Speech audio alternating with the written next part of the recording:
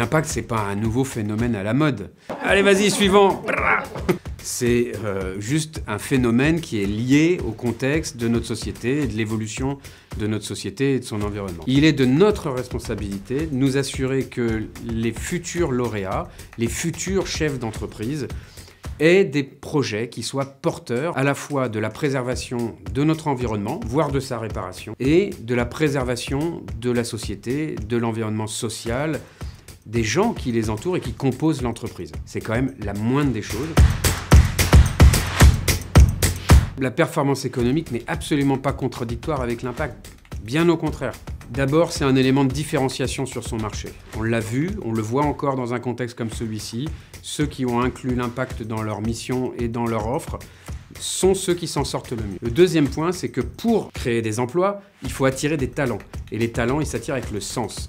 Donc ce que vous mettrez dans l'entreprise, ce sera aussi ce sens-là au niveau de l'environnement et de la société.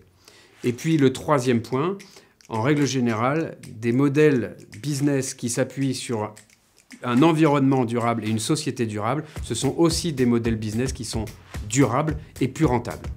Last one. Concrètement, on fait quoi? Concrètement, ce qu'on va mettre en place pour l'impact, et ça sort de la commission Impact, brillamment présidée par Mireille Bréhéret, que je remercie chaleureusement, ainsi que tous les membres de cette commission. 3 choses. D'abord, on va demander aux lauréats de préparer le sujet de l'impact dans son dossier avant de le présenter au comité d'engagement. De fait, maintenant, au comité d'engagement, et c'est une grande nouveauté, on introduit la 3e question sur l'impact qui sera débattue. Elle est non éliminatoire.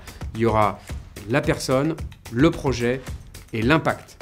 Ça, c'est une grosse nouveauté sur Réseau Entreprendre. Et la 3e chose, c'est que du coup, on va aussi former les membres, les accompagnateurs, les membres de comité, pour qu'ils puissent avoir la bonne grille d'analyse pour pouvoir juger de ce niveau d'impact pour le projet. Voilà ce qu'on va mettre en place là, que 3 actions très concrètes et qui viendront accompagner d'autres actions par la suite.